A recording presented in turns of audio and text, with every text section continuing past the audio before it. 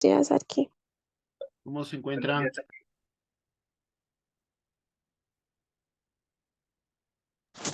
Bien, Sí, qué bueno. Bueno, a ver, primero pedirles disculpas porque hoy no pude acudir, tuve un inconveniente familiar y se me complicó. Segundo, no todo es malo en la vida. Tienen una semana más como para presentar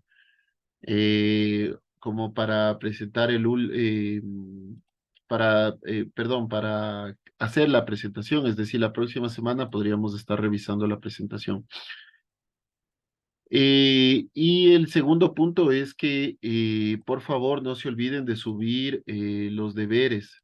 Les voy a mandar cuáles son los deberes que tienen que subir, ¿sí? En el Drive. Pues, por favor, no se olviden, chicos, de eso. Y adicional a estos deberes que les mando, por favor, no se olviden de subir el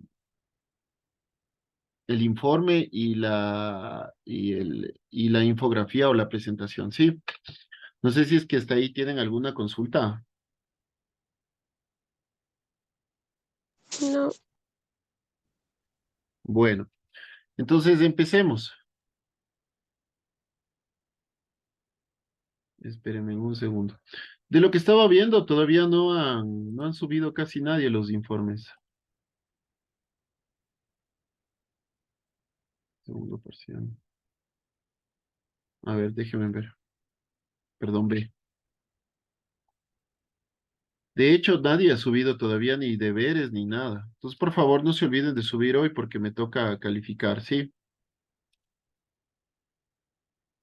Bueno, entonces, empecemos. Chicos, alguien me preguntaba que qué pasa si es que se le perdió algún deber o algo. No sé quién era que me preguntaba. Me preguntó por WhatsApp. No hay problema, el, yo tengo registrado lo que les anoté en clase. Entonces, si es que a alguno le faltaría, eh, lo que hago es duplicar las notas y no hay problema.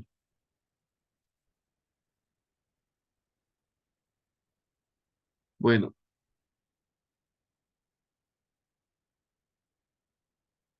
entonces,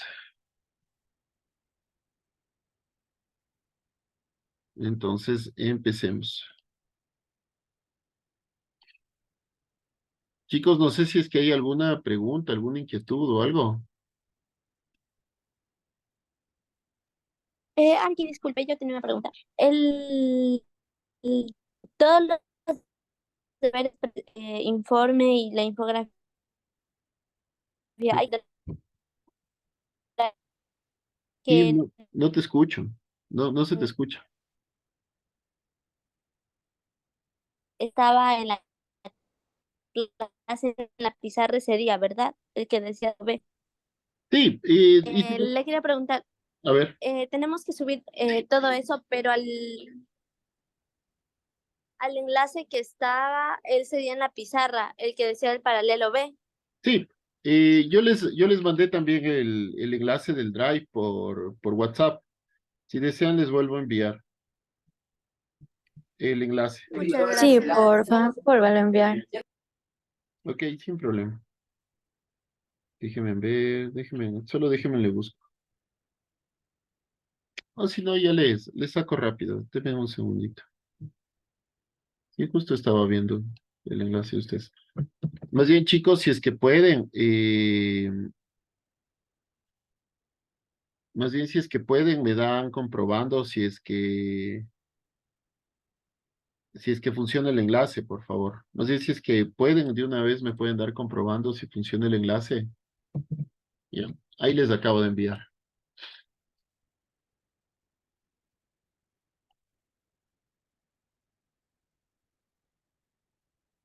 No sé si alguno me pudo dar comprobando si es que funciona el enlace, por favor.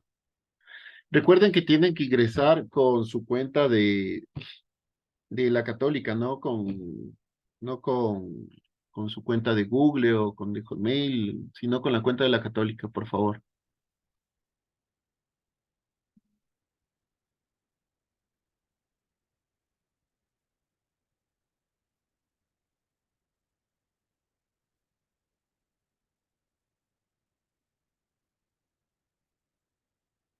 ¿Cómo les fue, chicos?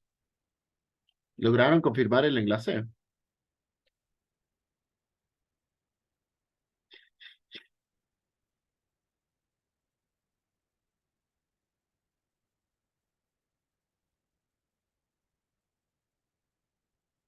Chicos, Sí, Arqui, sí, funciona. sí funciona. Ya, les manda a ver, les muestro dónde tiene que enviarles. Ay, deje de compartir. Ya, ahí es a donde tiene que enviarles. Sí. Entonces aquí ustedes crean una carpeta, ponen sus apellidos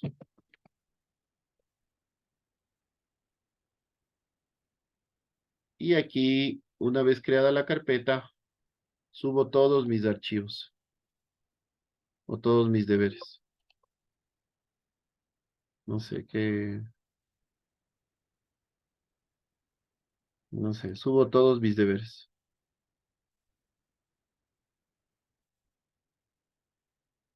Por ejemplo, no sé. Ahí pego mis deberes y ya, eso es todo. Y se me empiezan a subir. Y ya. Eso es todo, chicos, no es la gran cosa. Sí, alguien me decía, les vuelvo y les repito, eh, recuerden que yo registré los deberes que me presentaron. Si es que por A o B circunstancia no tienen ese deber, pero yo sí les registré, lo que hago yo es duplicar la nota, o sea, si es que se les perdió, se les dañó, se les confundió, pero no tienen en este momento, yo lo que hago es duplicar la nota, es decir, el promedio de los anteriores les saco al deber que les falta, ¿sí? Para que no se queden sin esa nota. ¿Por qué les pido esto? ¿Por qué les pido? Porque yo les registraba únicamente y después les pido que suban las tareas. Es porque yo, o la calificación que yo lo hago es a través de un método comparativo e ir viendo cómo van progresando, ¿sí? Entonces, por favor, no se olviden de subir. Bueno, y ahí, por ejemplo, acabo de subir 3 archivos. Entonces, solo eso tienen que hacer. Sí, chicos, no sé si es que está explicado. Sí, Arque, muchas gracias. Yo tenía otra duda Claro, dime, con mucho gusto. sobre esto del paseo que se tenía programado, tenía la duda de cómo va. Ay, Terry, qué bestia, hermano. Esta semana he pasado a full, a full, a full, no te imaginas cuánto. Los documentos ya los tengo elaborados. Quería confirmar un par de cosas y yo estimo que hoy voy a quedarme toda la madrugada calificando sus deberes, subiendo sus notas, igualándome en todo esto, o sea, incluido esos documentos. Entonces, más bien yo hoy estimo acabar, más bien aprovechando de que no fui a Santo Domingo, porque cuando me voy a Santo Domingo suelo llegar entre las 6 de la tarde aquí y suelo llegar cansadísimo. Entonces, aprovechando eso, voy a hacer todo lo que está pendiente. Más bien lo que sí les pido es que, por favor, eh, no se olviden de subir las cosas. Y yo te tengo al pendiente, Terry, para que me ayudes con lo que te decía desde allá.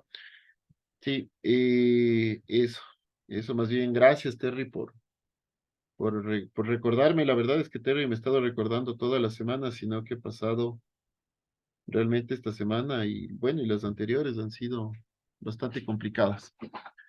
Eso, chicos, entonces, bueno, y empecemos la clase. No sé si es que alguien más tiene alguna consulta, chicos.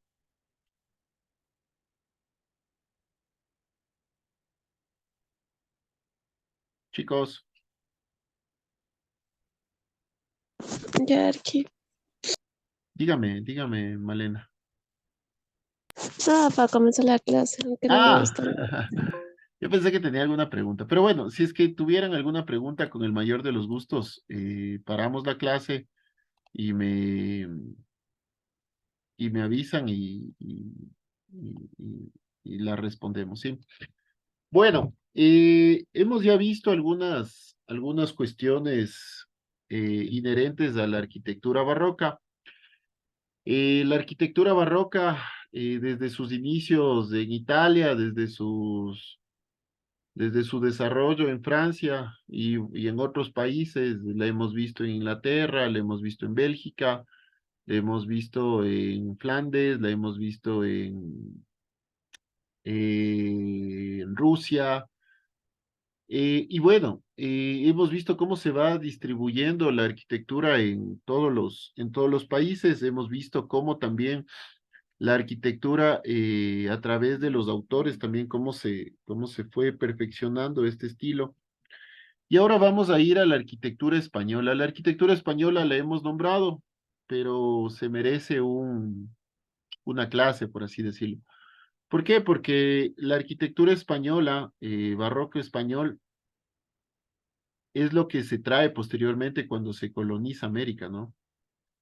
Entonces, merece una clase individual, además que es un barroco bastante intenso, bastante interesante, es un barroco que se desarrolló regionalmente, no es un barroco que se dio como en un estilo más bien muy general a través de los países, sino se desarrolló muy localmente. Bueno, entonces, empecemos.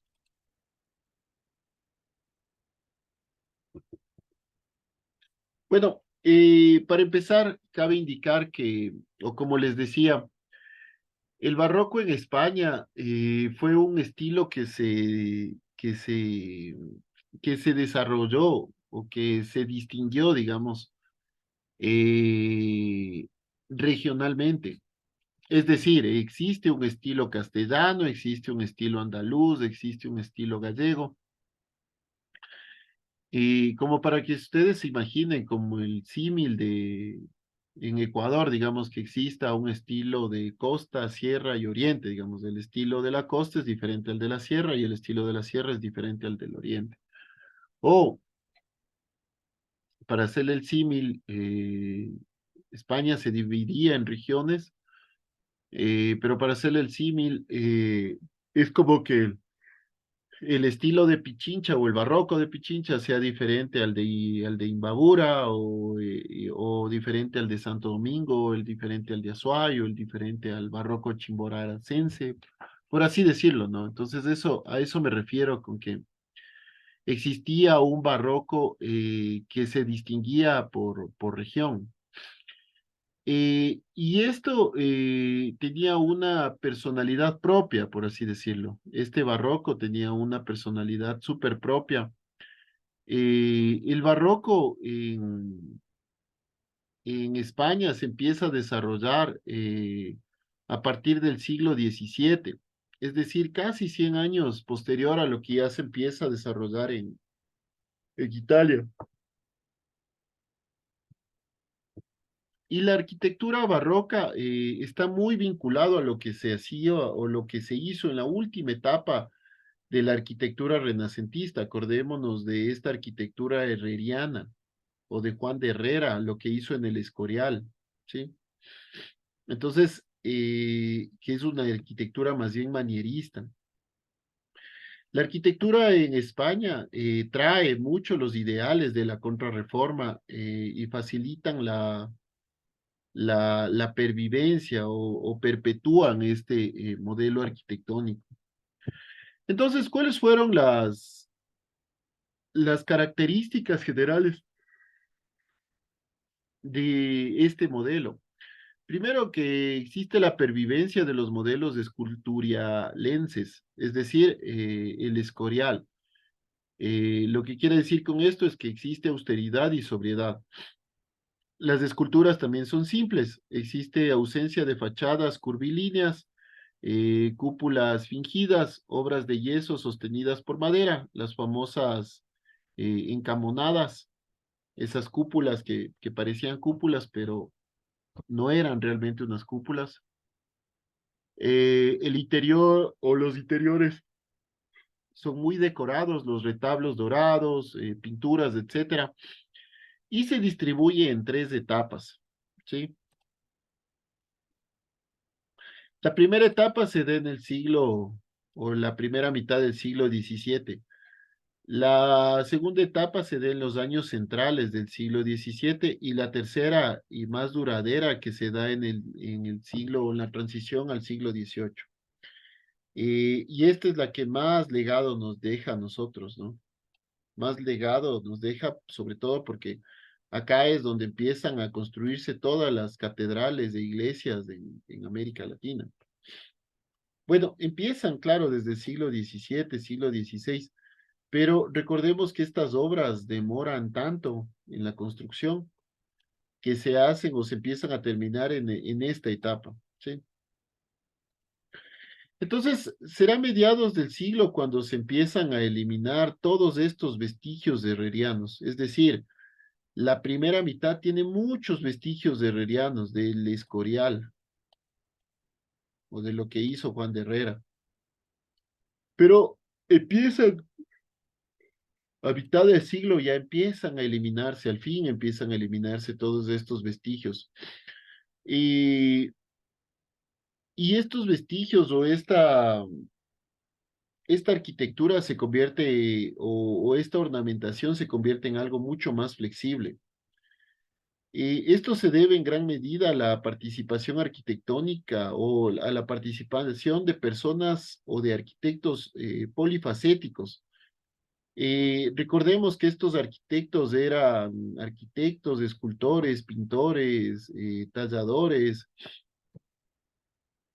como por ejemplo Alonso Cano.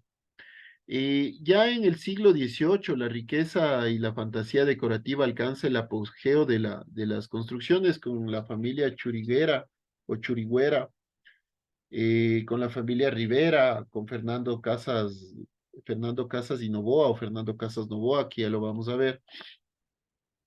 Y en este momento es el esplendor del barroco, es donde se convierte en un elemento mucho más castizo, mucho más localista, mucho más popular. Pero también existe también una arquitectura más academicista, por así decirlo, una arquitectura que viene de Francia y de Italia a través de perdón, de Felipe II, me parece. Y también de esta familia de mecenas que eran los Borbones, que traían o recurrían mucho a los arquitectos franceses e italianos para sus obras, ¿no? Para sus principales obras. Y esto genera que se empiece a introducir una nueva corriente, ¿no? Por ejemplo, el Palacio Real de Madrid, que ya lo vamos a ver. Entonces, la primera mitad del siglo XVII o la primera etapa. Tenemos a Juan Gómez de Mora. Juan Gómez de Mora en el Ayuntamiento de Madrid es una de sus principales o de las primeras obras y es el mejor ejemplo del purismo y de la sobriedad vinculado a lo que les decía de la arquitectura herreriana o al ejemplo del Escorial que hizo Juan de Herrera.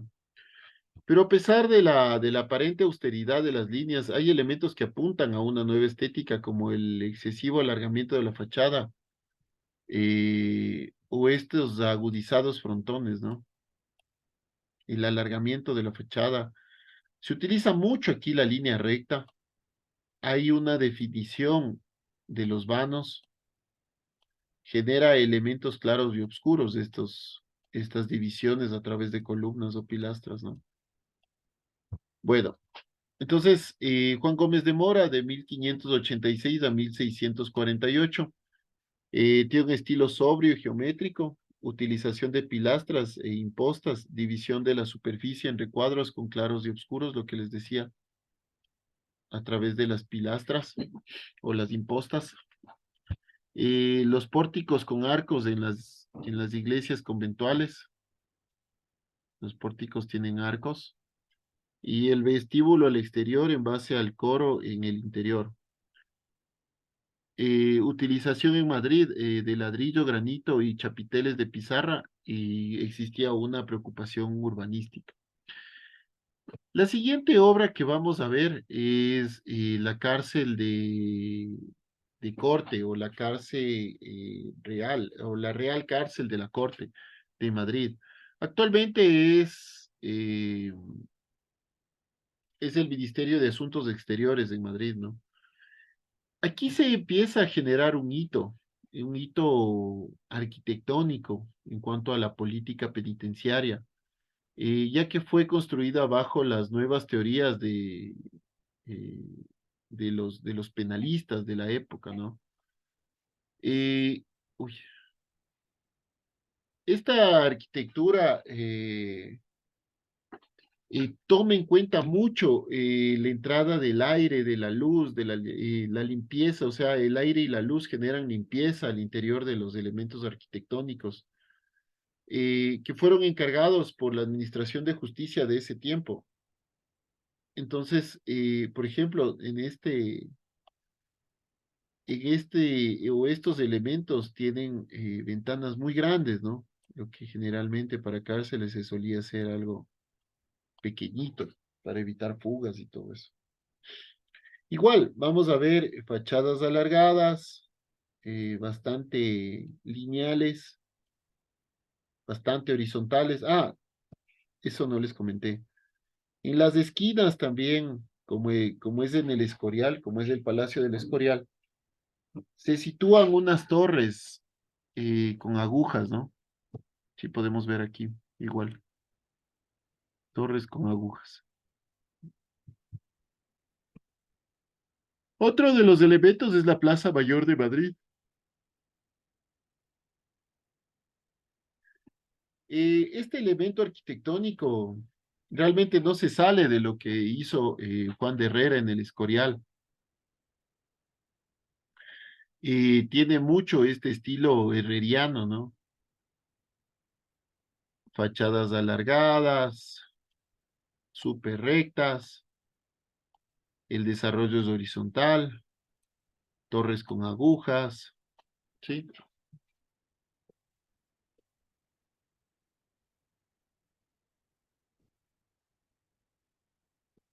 Otro de los elementos es la clerecia en Salamanca.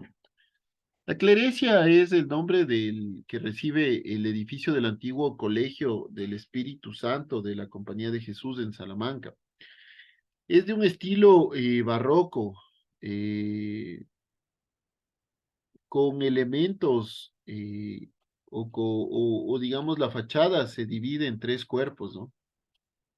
Tres cuerpos horizontales y tres cuerpos verticales.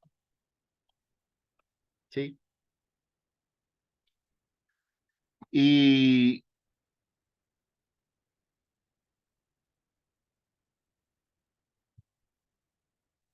podemos ver otro elemento, que es de Fray Alberto de la Madre de Dios, que era también un arquitecto que también era fray al mismo tiempo.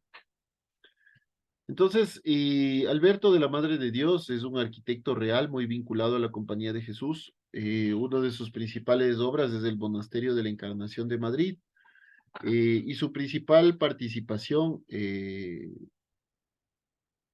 esta obra se documenta que lo hizo a través del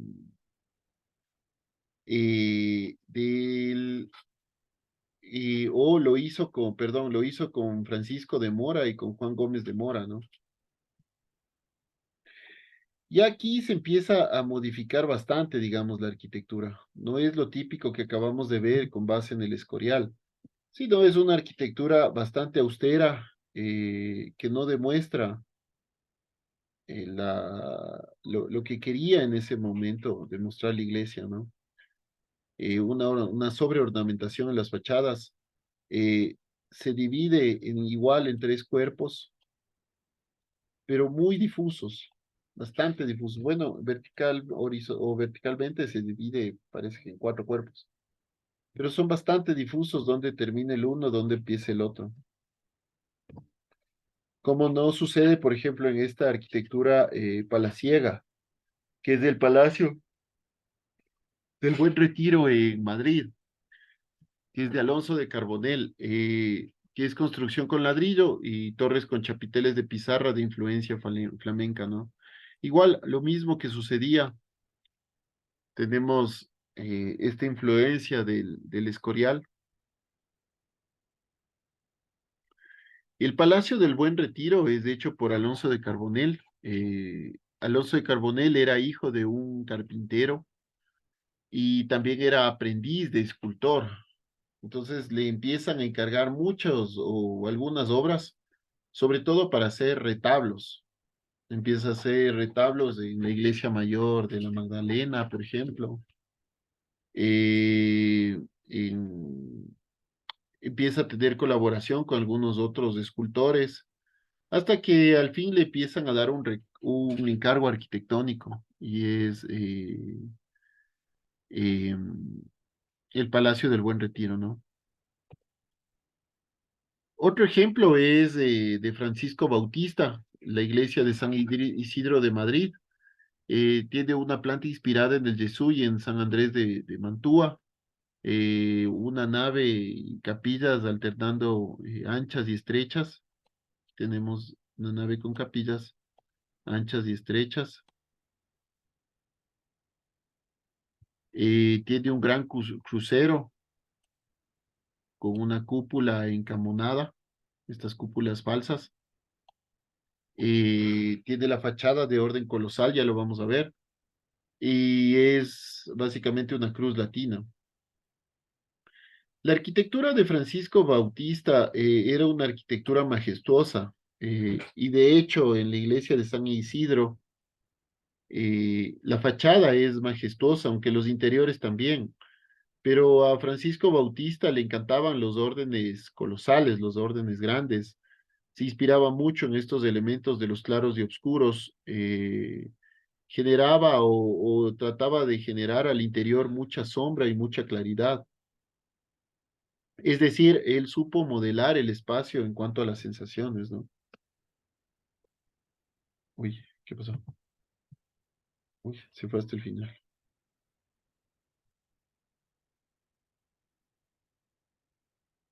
Disculpe, se fue al final. Ok.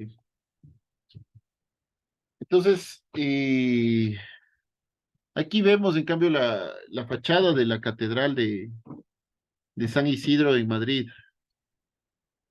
Le encantaba el orden colosal,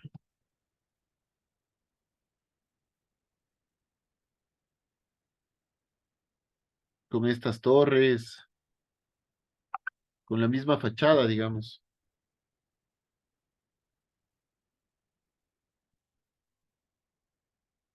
Sí. Esta iglesia o la iglesia de San Isidro obedece sobre todo a una especie de tipología clásica de la contra o de iglesia contrarreformista. Una nave con capillas, crucero con una gran cúpula. Utilizó el famoso sexto orden que mezclaba lo dórico y lo corintio en las columnas, o columnas gigantes también. Él trata de generar una innovación, sí, él trata de innovar dentro de esta iglesia. La segunda etapa es lo que se le denomina mediados del siglo XVII. Y aquí, por ejemplo, las características fue el gusto por las formas cada vez más ricas, el enriquecimiento de la decoración con elementos naturalistas, movilidad en las fachadas, plantas sencillas, mayores libertades en los alzados y en los volúmenes y siluetas, y la aparición en Levante de la columna salomónica, ¿no?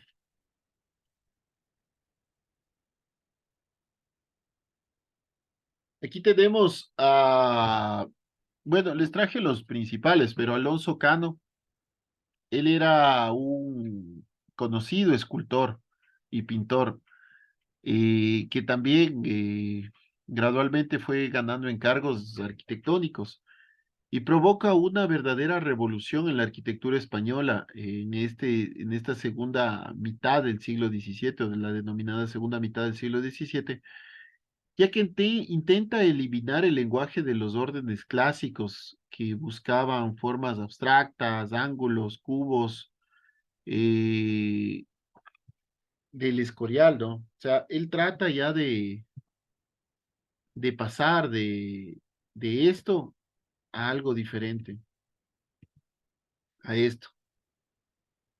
Entonces, Alonso Cano, en la fachada de la Catedral de Granada, él empieza a trabajar con los rehundidos y de hecho hace tres grandes rehundidos, ¿no? Y tres grandes arcos que generan un claro oscuro o lugares de sombra. Cano con esto lo que quiso hacer es resaltar el contraste entre interior y exterior, oponiendo una gran fachada de retablo con un gran hermetismo, ¿no? Los siguientes que vamos a ver es Manuel y José del Olmo. Estos dos eran dos hermanos que trabajaban en conjunto. José del Olmo era el hermano menor y Manuel del Olmo era su hermano mayor. Eran dos arquitectos que se complementaban muchísimo, dos arquitectos que trabajaban en conjunto y al mismo tiempo se complementaban. Eh, Entre los dos empiezan, digamos, aquí ya se empieza a ver un estilo de arquitectura o de empresa familiar de construcción, ¿no? Empiezan a coger algunos encargos y empiezan los dos a trabajar en conjunto. Bueno, la iglesia de los Comendadores de Santiago en Madrid tiene una planta de cruz griega y los brazos acabados en hexaedras.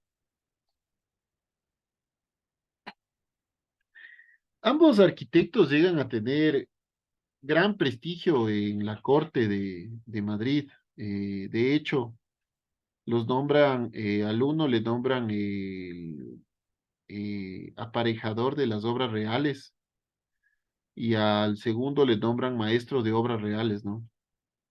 Entonces, tuvieron una gran aceptación, digamos, en la corte de Madrid.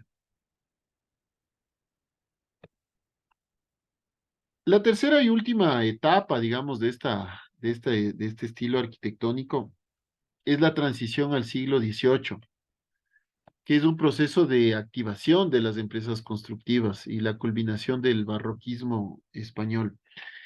Esta es la etapa que más nos interesa a nosotros, ya que mucha de esta arquitectura es la que se replica en América. Entonces, el primer gran exponente es Alberto Churigüera, o en fin, son la familia Churigüera o Churiguera. Eh, Esta familia Churiguera son una familia de arquitectos que convirtió los estándares del barroco en español o modificó, digamos, los estándares del barroco español. Eh, Frecuentemente, muchos de ellos trabajaban en la misma obra o en varias obras a la vez, ¿no? Entonces, por eso se dice que se empieza a crear un estilo de empresa constructora familiar. Eh, y muchos de estos arquitectos se especializaron en una parte del proceso, ¿no? De hecho, ellos modificaron completamente el barroco español, tanto es así que se habla ya de un estilo churigüerense o churigüeresco. Y José, bueno, Alberto Churigüera era uno de los hermanos, eran tres hermanos, Alberto, José y me parece que se llama el último, era Joaquín. Entonces, entre los tres empezaron a trabajar en conjunto, hicieron algunas obras, Joaquín sobre todo hizo en obras en Salamanca, Alberto Churigüera también, y, y, y José empezó a coger obras de, fuera de Salamanca, ¿no? Entonces este es el estilo churigüereño o churigüerense. El siguiente autor que vamos a ver es Teodoro Ardemans, que es el Palacio de la Granja de Segovia. El Palacio de la Granja de San Ildefonso en Segovia es un palacio de unos duques que del duque de, no me acuerdo, pero es un duque que vivió en Versalles y que o que regresa a España con tanta admiración hacia Versalles que trata de hacer una réplica de lo que sucedía allá o de lo que se hizo allá, ¿no? Aquí vemos, por ejemplo, el Palacio de la Granja de Segovia, con un tono más íntimo y reservado, maravillosos jardines, trazado geométrico francés, el Parque Natural inglés, y realizó una gran fachada del palacio, ¿no? Eh, es el duque de Anjou, el que vivía en Versalles. Bueno, él nace en Versalles y se cría en Versalles. Eh, es nieto de Luis XIV, entonces él trataba de replicar lo que vivió en Versalles.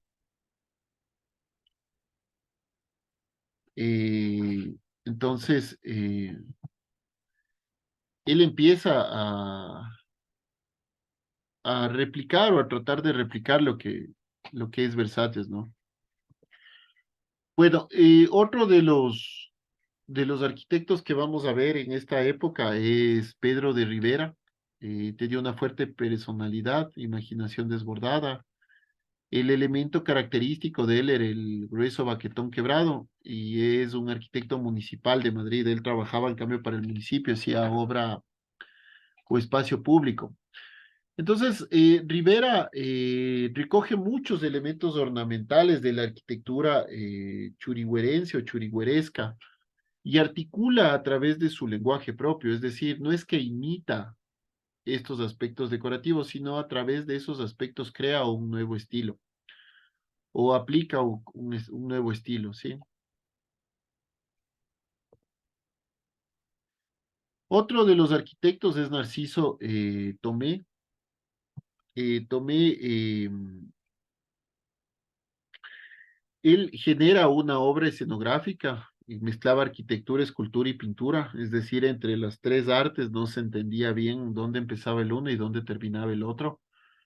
Él lo hace el transparente de la Catedral de Toledo de 1721 y utiliza mucho la luz o genera la importancia de la luz y la riqueza de los materiales. Por ejemplo, en esta obra se utiliza mucho el cobre, por ejemplo, el cobre y el mármol. Entonces, por ejemplo, aquí vemos elementos con cobre y lo demás en mármol, ¿no? El cobre, ¿qué digo? El bronce, perdón. Otro de los arquitectos es Jaime Bort. Jaime Bort o fue un arquitecto muy nombrado en esa época, aunque también frecuentemente más bien le tratan como un escultor. De hecho, él era un escultor que empieza a recibir encargos arquitectónicos.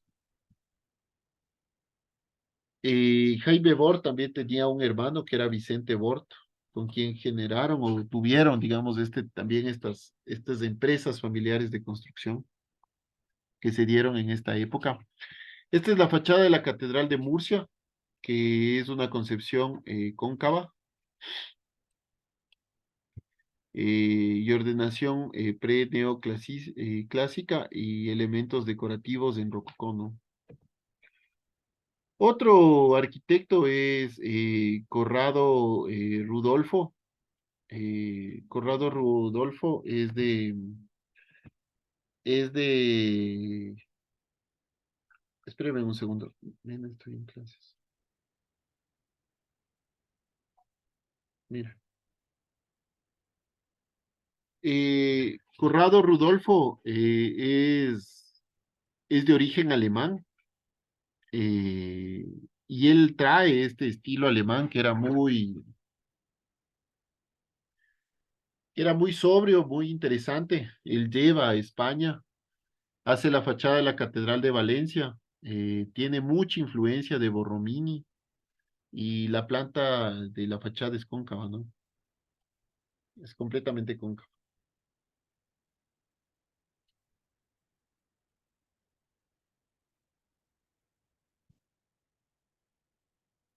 Otro de los arquitectos es Leonardo de Figueroa. Él hace la iglesia de San Luis de Sevilla. Tiene una planta centralizada, columnas salomónicas y el uso del ladrillo y de la cerámica. Leonardo de Figueroa es un arquitecto andaluz. Aquí, por ejemplo, vemos la iglesia de San Luis de Sevilla. Y esta arquitectura a mí me hace mucho, o me recuerda mucho a Quito, por ejemplo. Es muy parecida, es muy similar.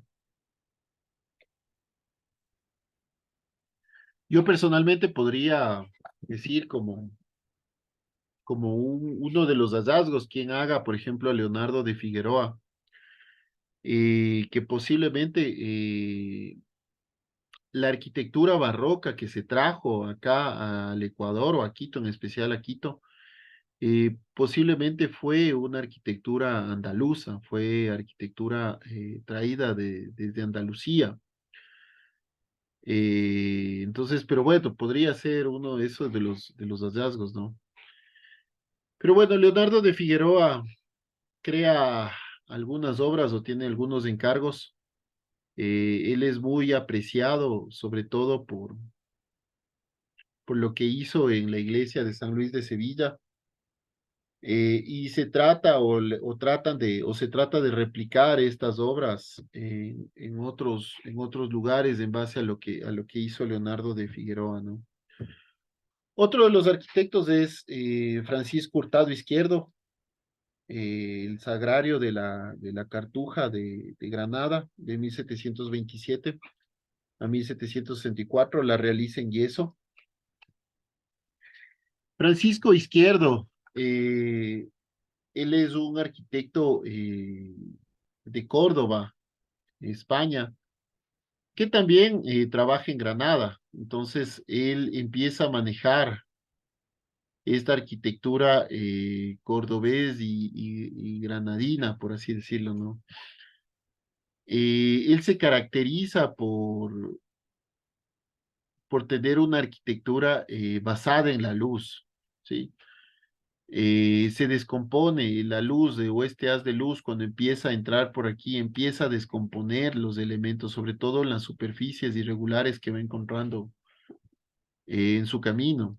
Y esto hace una arquitectura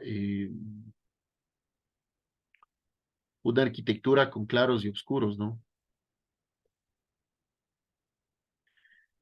Otro arquitecto es Vicente Acero.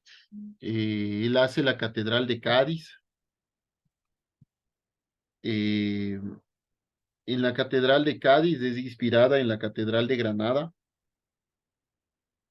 Igual, Vicente Acero empieza a desarrollar mucho la arquitectura de Cádiz, siendo nombrado dentro de esta municipalidad como director de obras y empieza o a través del cabildo del municipio, empieza a cimentar un nuevo fuerte estilo en Cádiz, ¿no? Por eso se habla que la arquitectura española, sobre todo al final, tiene o es muy regional, ¿no? Es muy diferente lo que se hacía, por ejemplo, en Cádiz, que de lo que se hacía en Córdoba, de lo que se hacía en Sevilla,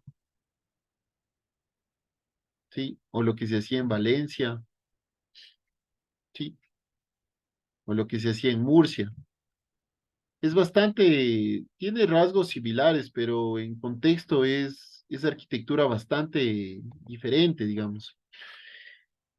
El siguiente que vamos a ver es Fernando de Casas Novoa. Esta es la fachada del obradorio de la Catedral de Santiago de Compostela. La Catedral de Santiago de Compostela debe ser una de las iglesias más famosas a nivel mundial para el catolicismo. Aquí se atrae, me parece que es la peregrinación más grande o una de las peregrinaciones más grandes del mundo, ¿no? Hacia Santiago de Compostela. Eh, entonces, Fernando Casas y Novoa, él es, en cambio, él desarrolla el barroco gallego, y la mejor forma o la mejor presentación de esta es la fachada del obradorio de la Catedral de Santiago de Compostela, que se desenvuelve en varios planos sucesivos en las torres, ¿no? O sea, en estas torres hay varios planos sucesivos o escalonados, es decir, este sobresale de este y sobresale de este. ¿Qué nos genera esto? Es una mayor verticalidad, pero solo es óptica. ¿Sí? Otro de los arquitectos de esta época es Filippo Juvara. Eh, Filippo Juvara es un arquitecto italiano traído por Felipe V, y él hace el Palacio Real de Madrid. El Palacio Real de Madrid debe ser uno de los más grandes palacios de Europa. Me parece que es más grande que Versalles y más grande que el de Londres, que se me acaba de olvidar cómo se llama. Pero que ya les digo cómo se llama. ¿Cómo se llama este palacio? Bueno, no me acuerdo. Pero debe ser uno de los más grandes, si no es el más grande, ¿no? Entonces, el Palacio Real de Madrid es un proyecto inspirado en motivos de Bernini y de Versalles, terminado por Sacchetti, y es una arquitectura palaciega en el centro de la ciudad, ¿no? Es una excepción esto, pero es en el centro de la ciudad. Entonces aquí vemos cómo es más bien ya una arquitectura más bien más academicista, más sobria, digamos, que por ejemplo, si vemos lo que hacían los Churigüera, es una arquitectura menos, menos ornamentada, pero sobre todo es una arquitectura que respeta mucho los órdenes, por así decirlo, ¿no? Y lo que les quería decir es que entiendo que actualmente ya no viven acá los reyes de España, o el jefe de Estado, que es el rey, sino viven en otro palacio, que es el de la Zarzuela, y aquí lo utilizan solo para hacer ceremonias de Estado y actos solemnes, ¿no? Pero realmente es increíble este palacio. Es el Palacio de Buckingham, el que les decía. Creo que es más grande que el Palacio de Buckingham y de Versalles. Eh, este palacio me parece que tiene algo más como de unas 3000 habitaciones. Versalles me parece que también llega a las 3000 habitaciones. Y es uno de los palacios más grandes del mundo. Actualmente es también un museo, alberga valioso patrimonio histórico, artístico en su interior. Aquí tenemos más o menos cómo es la planta, ¿no?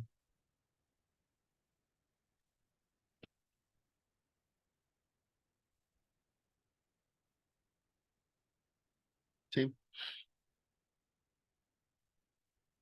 Bueno, otro de los arquitectos es Francesco Sabatini. Francesco Sabatini también es italiano, o Francisco Sabatini también en español, digamos. Es italiano, también traído por segundo a España a trabajar. Él hace, perdón, por Carlos III, él hace el Palacio de Aranjuez en Madrid y realiza la ampliación del palacio y lleva a cabo la urbanización de todo el pueblo. Sabatini principalmente era un arquitecto, bueno, él fue ya del barroco tardío, pero era un arquitecto, era un arquitecto militar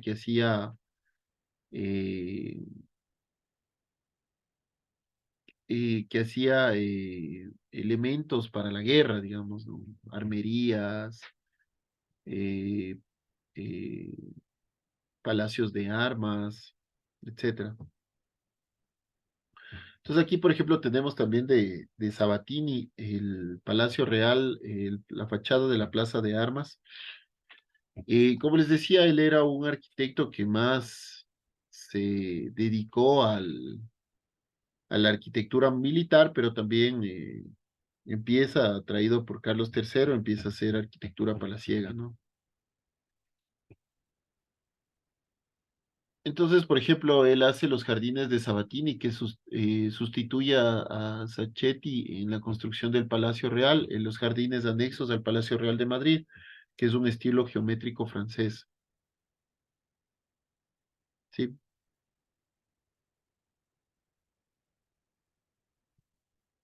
Y bueno, y para terminar, vamos a ver la Puerta de Alcalá. La Puerta de Alcalá es uno de los elementos en Madrid donde, donde siempre llegaban triunfantes, digamos, los ejércitos, ¿no?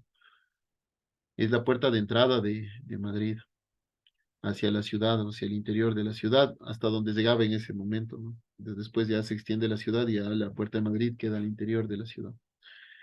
Eso es, chicos, no sé si tienen alguna pregunta o alguna consulta.